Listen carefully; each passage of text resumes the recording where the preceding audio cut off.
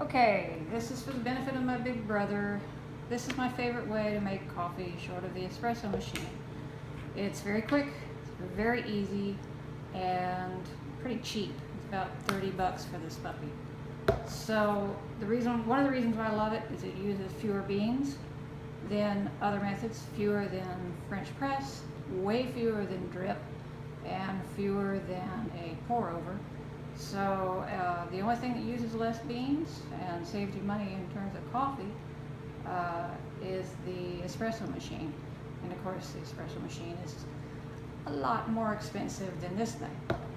It comes with a lot more than this when you buy the aeropress itself.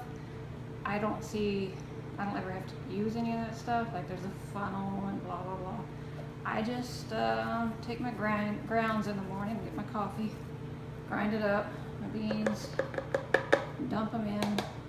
I don't use a particular weight.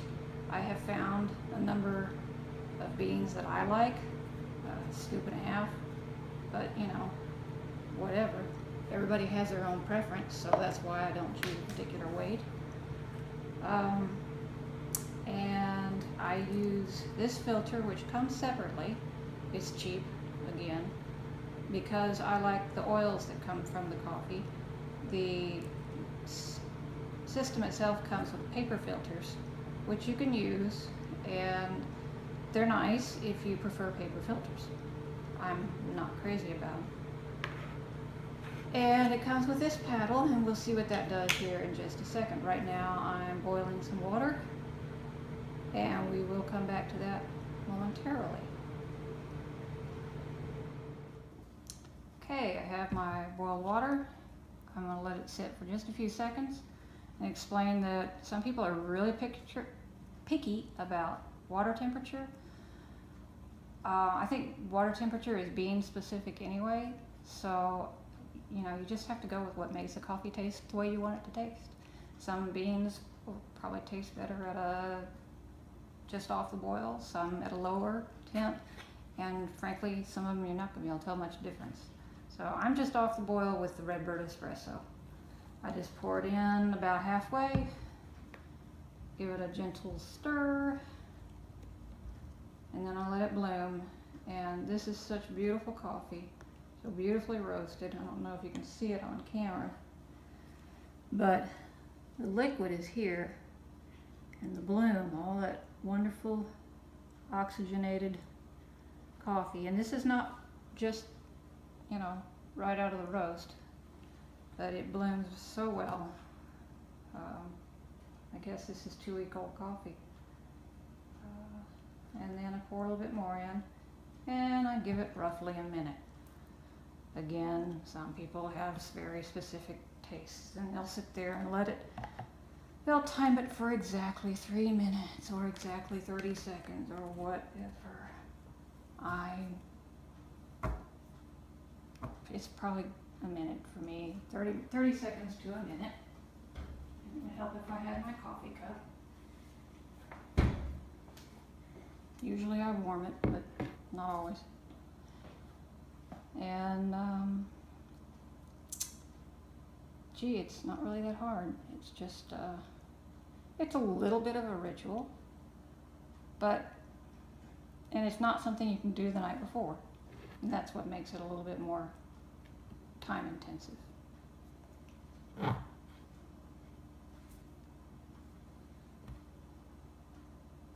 I swish it because sometimes the grounds, I grind it a little bit fine, and so I tend to get a few fines in the cup, and then you just gently plunge it. And you can tell I grind it fine by how slow it takes me to plunge it. Slow, how long, whatever.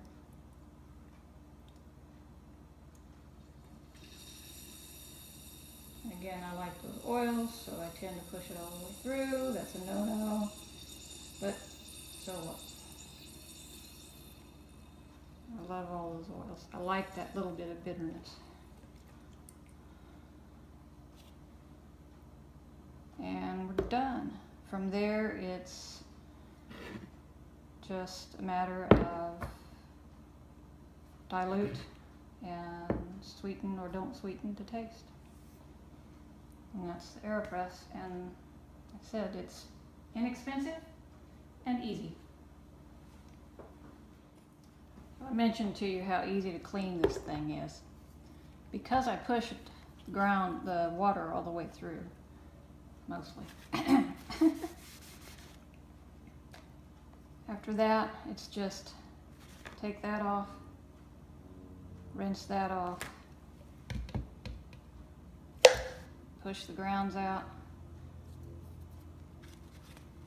and if you've got, if you don't have septic, then you'll want to dump them in the trash. And if you don't have septic, you can put them down the sink. If you do, you want to dump them in the trash, however you handle your coffee grounds. And that's it. You can rinse that off, but it's clean because all of that got pushed out through the piston, by the piston. And again, this just gets rinsed off.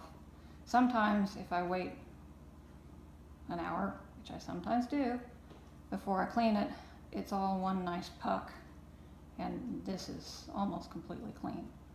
So it's really easy to maintain. Not all the piece parts of a French press or a espresso machine. So there you go.